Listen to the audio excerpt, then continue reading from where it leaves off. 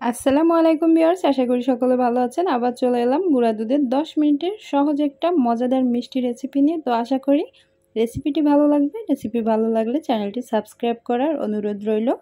যাই হোক, আমি একটা পাত্রে একটু ঘি ব্রাশ করে রেখে দিয়েছি। এটা আমি মিষ্টিটা সেট করব। তো এবার চুলায় চলে এসেছি। আর চুলায় আমি একটা ফ্রাই প্যানের ভিতর দিয়ে দিচ্ছি হাফ কাপ পরিমাণ আস্ত দানার চিনি।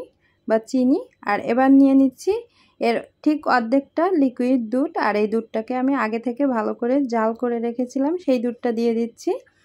তো এবার নিয়ে নিচ্ছি এর ভিতরে হাফ কাপ পাউডার মিল্ক বা গুঁড়া দুধ। তো হাফ কাপ চিনির জন্য হাফ কাপই গুঁড়া দুধ দিতে হবে। তো এবারে এই তিনটা উপকরণ চুলাটা জ্বালানোর আগেই একটু মিশিয়ে নিচ্ছি। আর গুঁড়া দুধ চুলাটা জ্বালানো হয়ে গেলে কিংবা যখন দুধটা ফুটে ওঠে তার ভিতর দিতে গেলে অনেক সময় দলা পেকে যায়, এর জন্য আগে থেকে মিশিয়ে নিলে দলা পাকার চান্স থাকে না। তারপরে নিয়ে নিচ্ছি 2 টেবিল চামচ ঘি। ঘিয়ের পরিবর্তে ডালডা কিংবা বাটার দিতে পারেন। তো যাই হোক, এবারে আমি ঘিটাকে খুব সুন্দর করে এর সঙ্গে আবার একটু মিশিয়ে নিয়ে তারপর একটু চুলাটা জ্বালিয়ে দিব। আর চুলাটা জ্বালিয়ে মাত্র কয়েক মিনিট জাল করলেই কিন্তু এই মিষ্টিটা তৈরি হয়ে যাবে। তো দেখতেই পাচ্ছেন, দেখতে দেখতে কিন্তু এটার কালারও চেঞ্জ হয়ে গিয়েছে। তো এবার আমি দিয়ে দিচ্ছি কিছুটা বাদাম কুচি। এটা না দিলেও হবে, এটা অপশনাল, আর দিলে খেতে ভালো লাগবে। যাই হোক, তারপরে আবারও অল্প একটু জাল করে নিচ্ছি। এখানে 8-10 মিনিটের বেশি লাগে না। যাই হোক, তারপরে কিন্তু আমাদের মিষ্টিটার ডোটা তৈরি। এবার আমি নামানোর আগে আবার একটু ঘি দিয়ে দিয়েছি।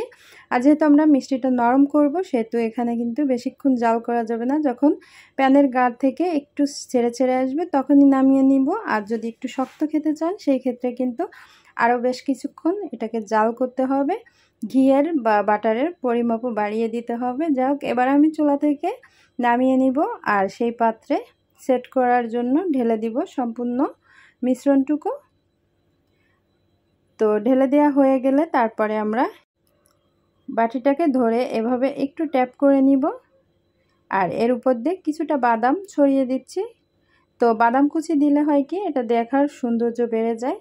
তো এর জন্য দিয়েছি। আর আপনাদের আগেই বলেছি এটা অপশনাল, চাইলে এটা দিতে পারেন, না চাইলে বাদ দিলেও হবে।